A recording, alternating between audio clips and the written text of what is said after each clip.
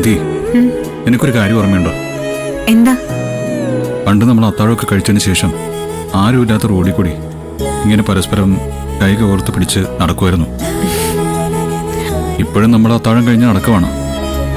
പക്ഷേ രണ്ട് നടത്തും തമ്മിൽ വ്യത്യാസമുണ്ട്. അന്ന് നടക്കാൻ ഇറങ്ങുമ്പോൾ തിരിച്ചു പോകാൻ നമുക്കൊരു വീടുണ്ടായിരുന്നു. ഇനിയിപ്പോ തിരികെ പോകാൻ അങ്ങനത്തെ ഒന്നില്ല.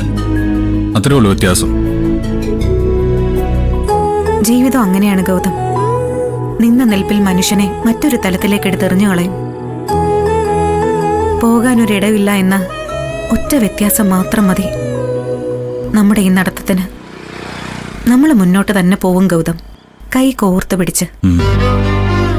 അല്ല, എങ്ങോട്ടാ നമ്മൾ ഈ നടക്കുന്നത്? വഴികൾ ഒരിക്കലും അവസാനിക്കില്ലല്ലോ ഗൗതം.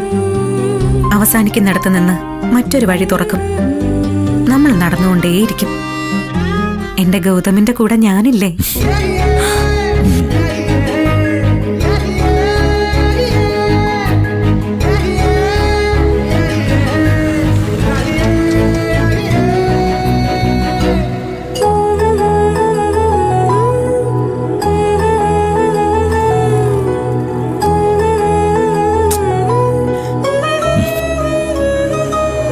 നമുക്ക് തിരിച്ചു കിടന്നാലോ? തിരിച്ചു നടക്കാനോ? ഇപ്പൊ എന്തു പറ്റി ഇങ്ങനെ തോന്നാൻ? നമ്മൾ മുന്നിലേക്ക് നടന്ന ഈ വഴി എവിടെ എത്തുമെന്ന് നമുക്കറിയില്ല. അപ്പൊ തിരിഞ്ഞു നടന്നാലോ? തിരിച്ചു നടന്ന ഒരു 2 മണിക്കൂർ കൊണ്ട് നമുക്ക് റെയിൽവേ സ്റ്റേഷനിൽ എത്താൻ പറ്റും. ഇന്ന് രാത്രി നമുക്ക് അവിടെ കഴിച്ചു കൂട്ടാം.